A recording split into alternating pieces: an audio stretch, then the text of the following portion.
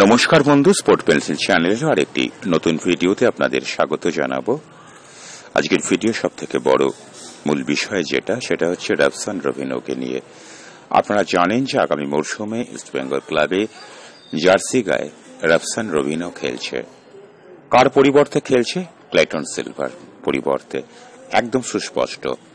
কিন্তু ঘটনা হচ্ছে 30শে নভেম্বর এই মুহূর্তে রাভসান রবিনো যে ক্লাবের সঙ্গে যুক্ত আছেন বাংলাদেশের বসুন্ধরা কিংসের সাথে, সেই ক্লাবের সাথে তার চুক্তি শেষ হয়ে যাচ্ছে।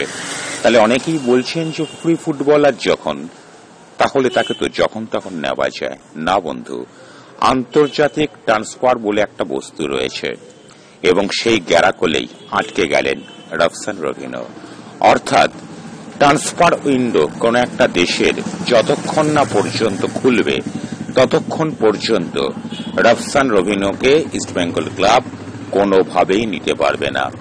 অর্থাৎ 30শে নভেম্বর বসুন্ধরা কিংসের সঙ্গে রবিনোর চুক্তি শেষ হয়ে গেলেও তারপরে 1 ডিসেম্বর থেকে তিনি রীতিমতো একজন ফ্রি ফুটবলার থাকা সত্ত্বেও আন্তর্জাতিক ট্রান্সফার নিয়ম অনুযায়ী জানুয়ারি মাসে আমাদের ভারতীয় ফুটবলে যে ট্রান্সফার উইন্ডো খুলবে তখনই ইস্টবেঙ্গল ক্লাব নতুন একজন, তিনি স্বদেশী হন বা বিদেশি হন, ফুটবলারকে নিতে পারবে।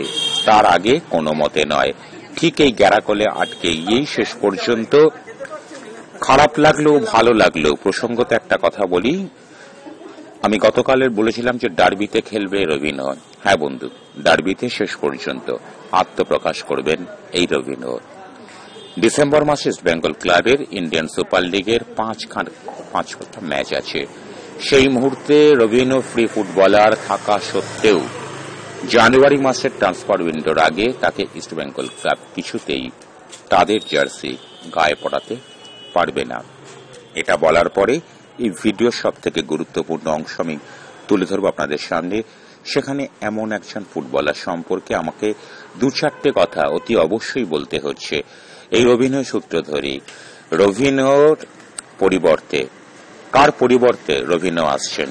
তিনি আর কেউ নন বন্ধু, ক্লেটন সিলভা।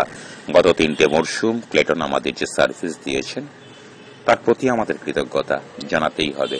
তবে হ্যাঁ, 39 ইয়ার্স ওল্ড, তিনি তো আর ক্রিস্টিয়ানো রোনাল্ডো নন যে তাকে এখনো দল বহন করবে। এই মরশুমের শুরুতেই ইস্টবেঙ্গল ক্লাবের একাংশ তাকে ছেটে ফেলতে চেয়েছিল।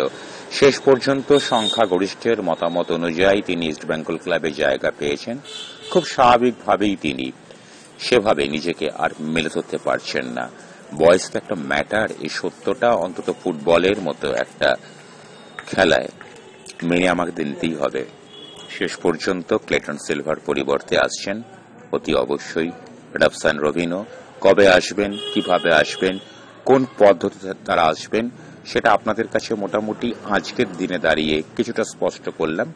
বাকি বেশ খানিকটা বিষয় অস্পষ্ট এখনো পর্যন্ত রয়ে গেল। সময় যেরকম এগোবে আপনারা আপনাদের মতন করে এই বিষয়টা স্পষ্ট হবেন। তবে আজকের ভিডিওর একেবারে শেষার্ধে এসে আপনাদের সামনে যে তথ্যটা আমি তুলে ধরতে বাধ্য হচ্ছি, হ্যাঁ বন্ধু, বাধ্য হচ্ছি। আমাদের 29শে নভেম্বর ইস্টবেঙ্গল ক্লাবের সঙ্গে খেলা পড়েছে নর্থ ইস্ট ইউনাইটেড। আপনি যদি পয়েন্ট তালিকায় তাকান সেখানে দেখবেন নর্থ ইস্ট ইউনাইটেড এই মুহূর্তে যে জায়গায় দাঁড়িয়ে আছে, সুপার 6-এর দাবিদার তো বটেই, প্রথম 4-এর দাবিদার হওয়ার মতোও কিন্তু পারফরমেন্স তারা করেছে।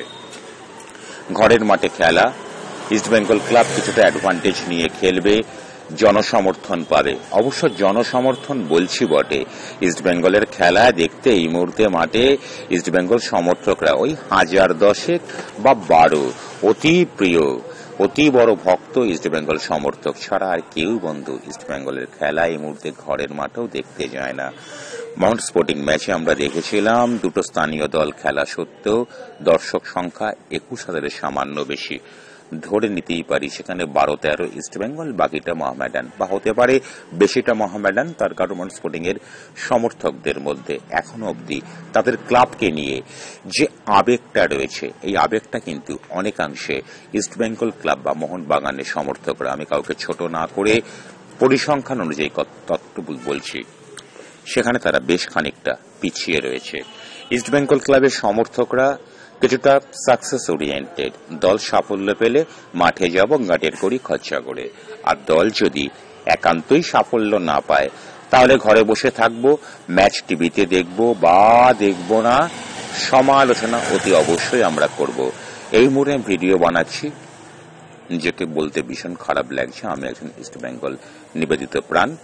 শুধুমাত্র এই কারণের জন্যই যে ইস্টবেঙ্গল ম্যাচ দেখতে চাই তা নয়, পেশাদারিত্বের একটা কারণ আছে, আমাকে ইউটিউবে ভিডিও করতে হয়, সে কারণে ইস্টবেঙ্গল ক্লাবের ম্যাচ দেখে তার আমার মতন করে একটা পর্যালোচনা আমাকে করতে হয়। খানিকটা হয়তো সেই শর্তেই হয়তো পয়সা খরচ করে দেখতে যাই। হ্যাঁ বন্ধু, মিথ্যাটাকে অস্বীকার করে কোনো লাভ নেই। তবু আজকের দিনে দাঁড়িয়ে আপনাদের সামনে একটা অত্যন্ত দুর্দান্ত তথ্য তুলে ধরছি যে দুজন গুরুত্বপূর্ণ ফুটবলার নাওরে ময়সিং সাসপেন্ড হয়েছেন নন্দকুমার। এই দুটো ফুটবলারের বিরুদ্ধে সিকে আমন এবং সায়ন ব্যানার্জিকে কোচ অস্কার বুঝো মাঠে নামাবেন, এটা তিনি মোটামুটি প্রকাশ করে ফেলেছেন। প্রশ্ন একটা আসে, এতদিন কেন মাঠে নামাননি? নামাতে পারতেন।